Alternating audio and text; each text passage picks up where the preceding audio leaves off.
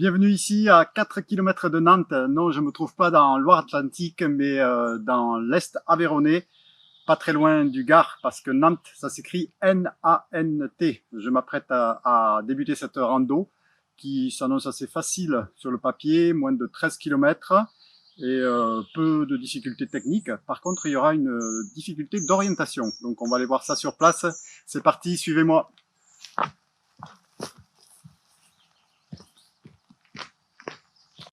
Avant de vous expliquer ce que je vais faire aujourd'hui, deux petits mots sur la vidéo. Ce que vous retrouvez sous la vidéo, plus précisément, ce sont des liens. Il y a un lien Instagram dans lequel vous retrouvez toutes les photos de ces randos. Il y a le lien qui contient le topo de la randonnée, proposé cette fois-ci par l'excellent site Randonnée Sevenol. Il y a ensuite deux autres liens qui sont les liens GPS du parcours. Alors le lien réel de ce que j'ai fait, vous retrouvez ça sur Strava. Et puis enfin le dernier lien, c'est le tracé virtuel GPS sur OpenRunner. Quelques mots sur la rando du jour. Je suis en train de longer le Durzon, ou le Dourzon également, pour le remonter jusqu'à sa source, qui n'est d'ailleurs pas très loin de moi, je pense moins d'1 kilomètre. C'est d'ailleurs le titre de ce circuit, qui s'appelle le circuit de la source du Durzon. Mais ça ne sera pas la seule curiosité de la journée, parce que sinon 1 kilomètre ça serait court. On s'en va monter sur le Larzac. Et puis on va aller explorer tout un tas de curiosités que je vais vous présenter. Et voilà le Durzon.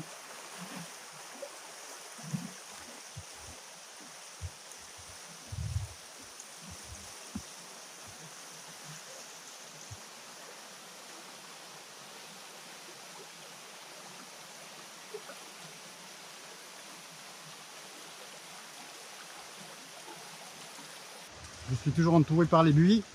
Et puis il y a toujours ce bruit du ruisseau qui coule juste à ma droite.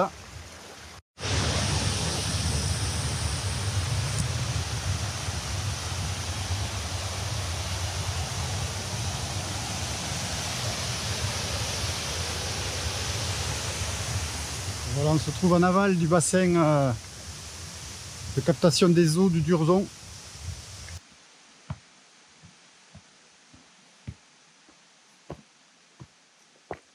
C'est un petit peu brumeux aujourd'hui, mais comme il n'y a pas des vues très larges sur cette rando, ça ne devrait pas bien gêner.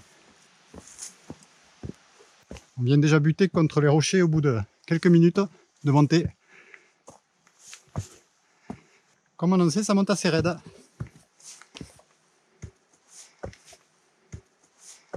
Et en plus, c'est humide.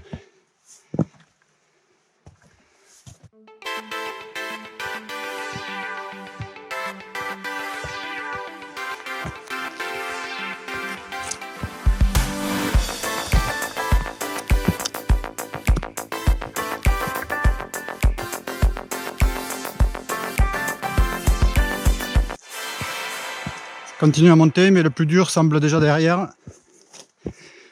La pente s'est nettement atténuée.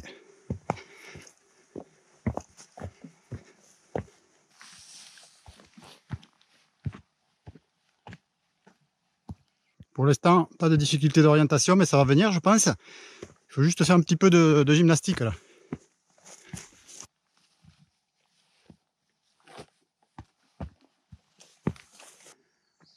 Je crois qu'on va pas y goûter à ces petites baies là.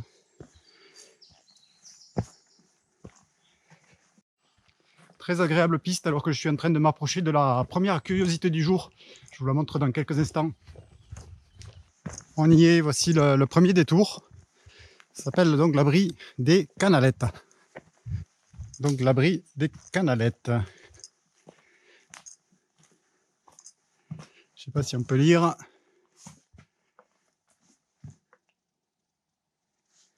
C'est un abri qui date qui a été utilisé pour des campements saisonniers il y a 70 000, 80 000 ans. Donc ça remonte relativement loin. Et là, je ne sais pas si on va voir grand chose, c'est très noir. On voit qu'il y a une bâche qui recouvre. C'est une toute petite grotte en fait, qui est fermée à clé.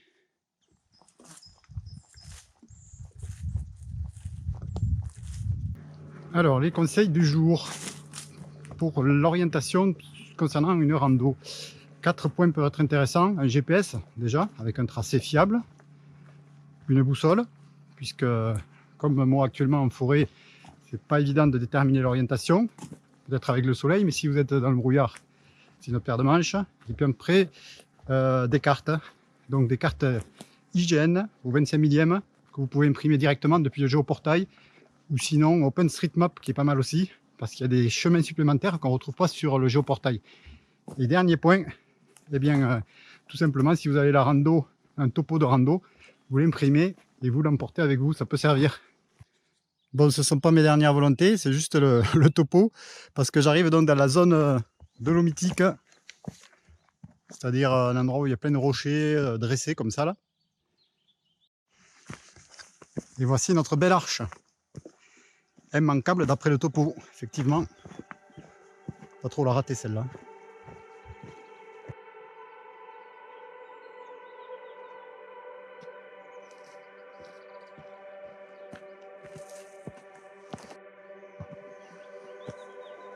C'est un nouveau rocher caractéristique en forme de pyramide, de sphinx, je sais pas.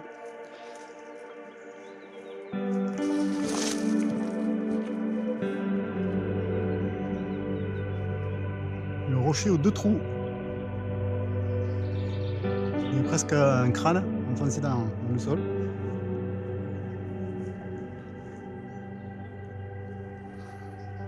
Voilà, j'ai légèrement dévié de ma trajectoire pour visiter cette toute petite grotte.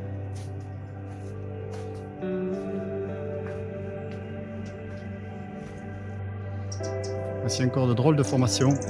Oh, petit oiseau. Il est tout petit celui-là. Il a du mal à voler, le pauvre.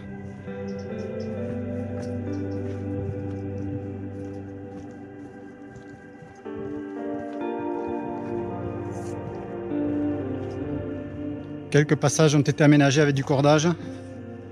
Enfin bon, il n'y a pas vraiment de surplomb majeur. Quoique ici, ça peut glisser quand même. Attention. Voilà, effectivement, ça vaut toujours le détour. C'est des formations rocheuses très caractéristiques, très prononcées. On sent vraiment le travail de l'eau dans le coin.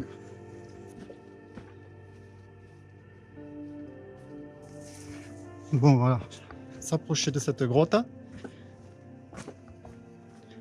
Pas très grande encore. Voilà le fond. On va essayer de mieux l'éclairer. Voilà. Là, c'est bien. Toujours pas mal de sable. Et cette fois-ci, j'y arrive. C'est dans le site naturel des Canoles, également appelé site des Canalettes, que je vais me rendre.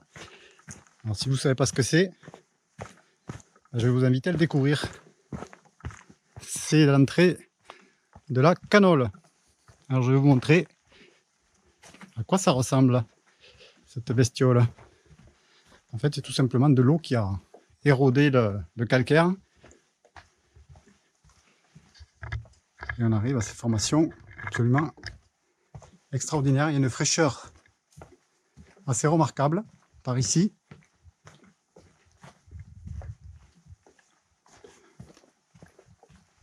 On a l'impression de rentrer dans un autre monde, une autre dimension.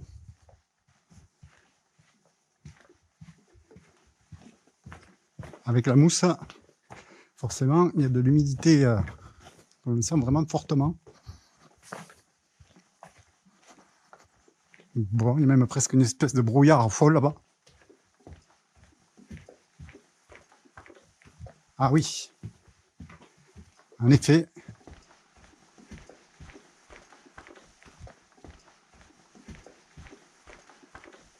Voilà, il a plu cette nuit, donc je me retrouve dans une espèce de brouillard.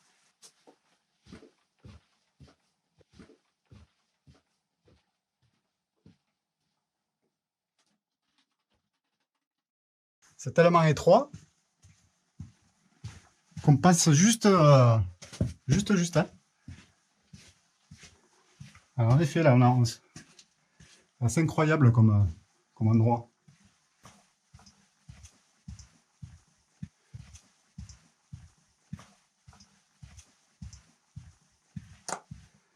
Et ça va loin en plus.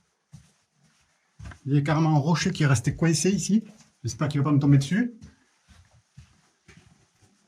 Voilà. Ouh là là, il y en a encore un autre beau. Celui-là aussi, j'espère qu'il tient bien, parce que sinon on est mal. Voilà. Et puis on arrive quasiment au bout là, il faut y aller de profil là.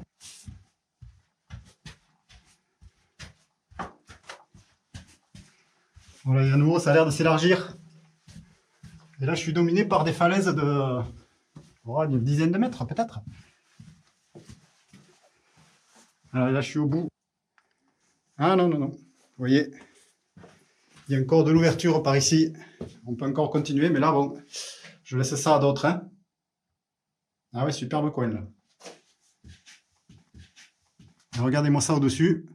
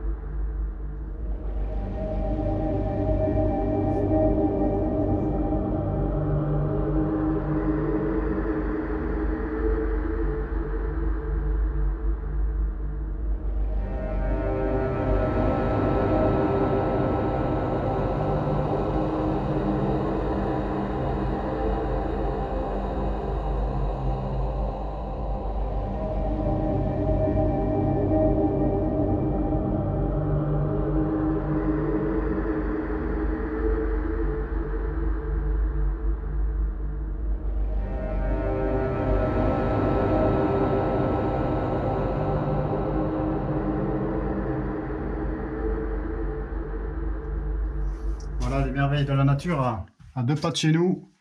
C'est dans l'Aveyron. Il faut venir car ça vaut le coup.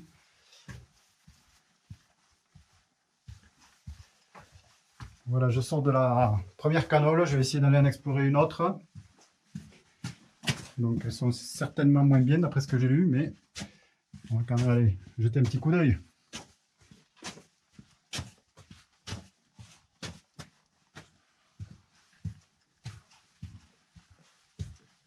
La deuxième canole, deuxième canalette. Effectivement, ça a l'air moins impressionnant que l'autre, mais bon, on n'est pas encore au bout. On va voir ça. Alors, il y a encore de l'étroitesse. On passe tout juste avec le sac. Oh, c'est pas mal quand même encore ici. Je regrette pas d'être venu.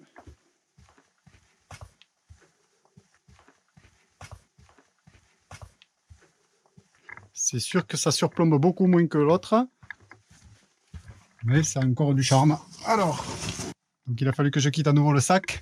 Parce qu'avec un sac à dos, c'est très juste dans ces passages. Ouf, même là, là je vois pas, à part de l'escalade, je vais pas m'enfoncer derrière. Mais aussi à quoi ça ressemble. Sympathique.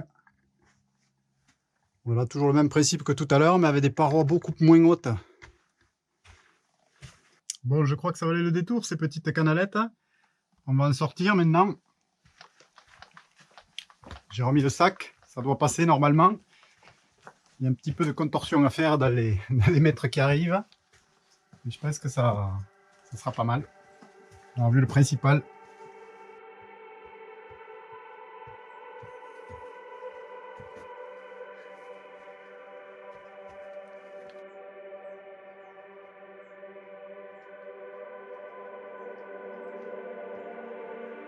Alors n'oubliez pas, il faut végétaliser. Voilà. Bon, ici, c'est pas besoin de végétaliser parce que ça Il y a de la mousse dans tous les coins. Hein.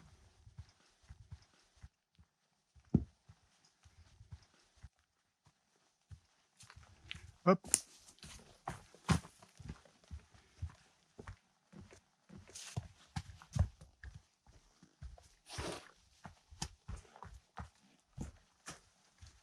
Bon, voici l'abri des Canalettes. Comme je le disais aux deux randonneurs très sympathiques que j'ai rencontrés, un abri qui est pas super joli. Il y a plus beau. Bon, et bien un petit bout de piste, les amis. Et puis après, on va chercher le pas de la mule pour rentrer au point de départ. Le pas de la mule, c'est bien là.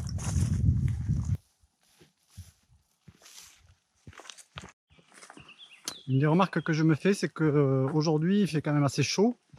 Et dans ces sous-bois, on est toujours à l'abri du soleil quasiment tout le temps. Donc c'est une rando qui peut même être facilement prévisible en plein été parce qu'il n'y a pas de chaleur vraiment suffocante en tout cas. Voilà la preuve que le coin est vraiment très humide.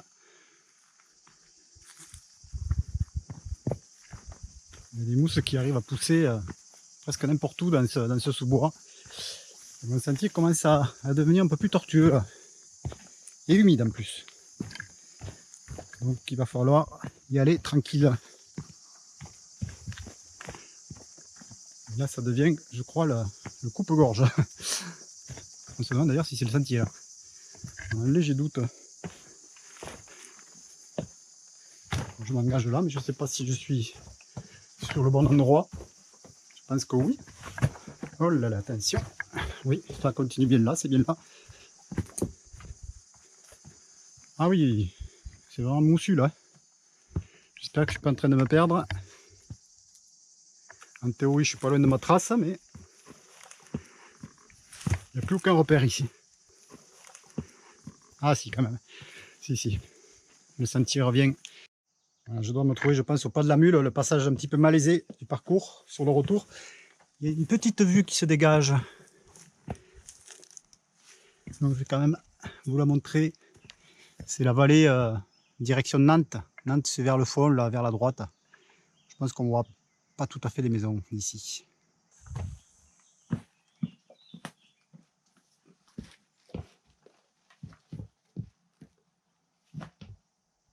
Allez, on descend le pas de la mule. Tranquille. Rien de sorcier.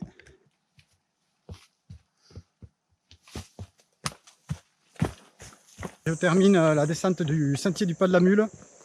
Je vais rejoindre l'itinéraire de départ. Il ne me restera plus qu'un petit quart d'heure de marche pour entrer à mon parking.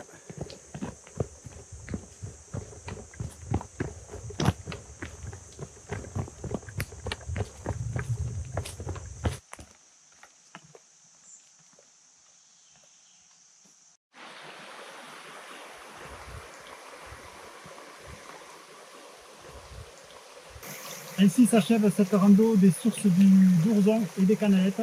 Je vais profiter de la rivière pour me rafraîchir un petit peu. Je vous donne rendez-vous à très bientôt pour une nouvelle vidéo sur vélo rando Z. A bientôt, salut, ciao.